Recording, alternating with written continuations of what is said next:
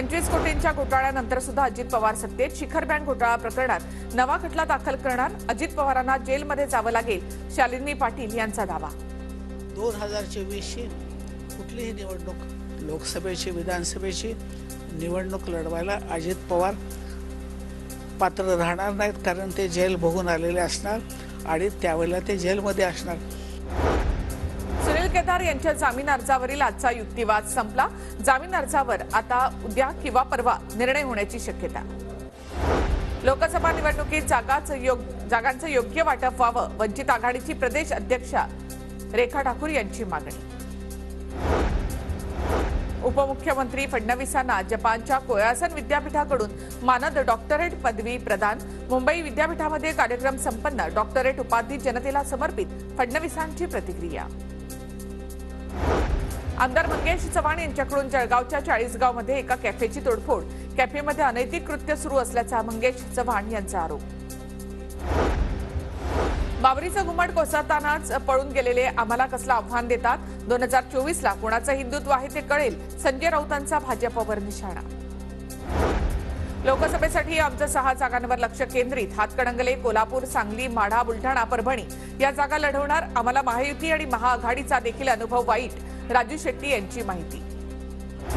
आमदार रवींद्र धंगेकर लोकसभा निवडणूक लढवण्यासाठी इच्छुक, मी कोणतीही निवडणूक लढवू शकतो, बावनकुळेंच्या वक्तव्यावर धंगेकरांची प्रतिक्रिया। सुनील देवधर यांची पुणे लोकसभेसाठी जोरदार तयारी, भाजपच्या जुन्या कार्यकर्त्यांची घेतली बैठक, येत्या 2 महिन्यात पुण्यामध्ये शक्ती प्रदर्शन करणार, सुनील देवधर लोकसभा निवडणूक लढवण्यासाठी इच्छुक। मी एकटा नाही, माझ्यासोबत अनेक नेते आणि आमदार, माझ्यासोबत असलेले आमदार आणि नेते सध्या बोलत नाहीत, वेळ आल्यावर बोलतील, भुजबळांचं वक्तव्य। यवतमाळमध्ये मागच्या 48 तासात 6 शेतकऱ्यांच्या आत्महत्या, राज्य सरकारकडून फक्त घोषणा, विरोधी पक्षनेते अंबादास दानवे यांची राज्य सरकारवर टीका। गोव्याच्या दाबोली मेअर बेसवर नौदलाच्या MiG-29K लढाऊ विमानाचा अपघात, लढाऊ विमानाचा टायर फुटल्यामुळे अपघात झाल्याची माहिती, अपघातामुळे कोणत्याही नागरी विमान सेवेवर परिणाम नाही।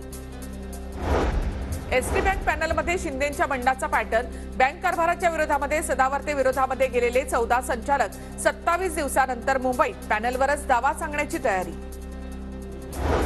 जयपूर एक्सप्रेस गोळीबार प्रकरणात नवी माहिती समोर आली आहे। आरोपी चेतन सिंहच्या विरोधामध्ये 20 जानेवारीपासून खटला चालणार, सत्र न्यायालयाच्या न्यायाधीशांकडून साक्षीदारांना हजर राहण्याचे निर्देश देण्यात आले। मुंबईच्या वेशीवर मनोज जरांगे पाटील यांचं स्वागत करू, मुंबई डब्बेवाला असोसिएशनचे अध्यक्ष सुभाष तळेकर यांचं वक्तव्य, जरांगेंच्या आवाहनाला मुंबईचा डब्बेवाला कामगारांचा प्रतिसाद। उद्या पुण्यामध्ये राज्य मागासवर्गीय आयोगाची बैठकीमध्ये महत्त्वाच्या विषयावर चर्चा होणार, गोखले इन्स्टिट्यूटच्या सॉफ्टवेअरचा आढावा घेतला जाईल, नवीन अध्यक्ष सुनील शुक्रे यांच्या अध्यक्षतेमध्ये ही दुसरी बैठक।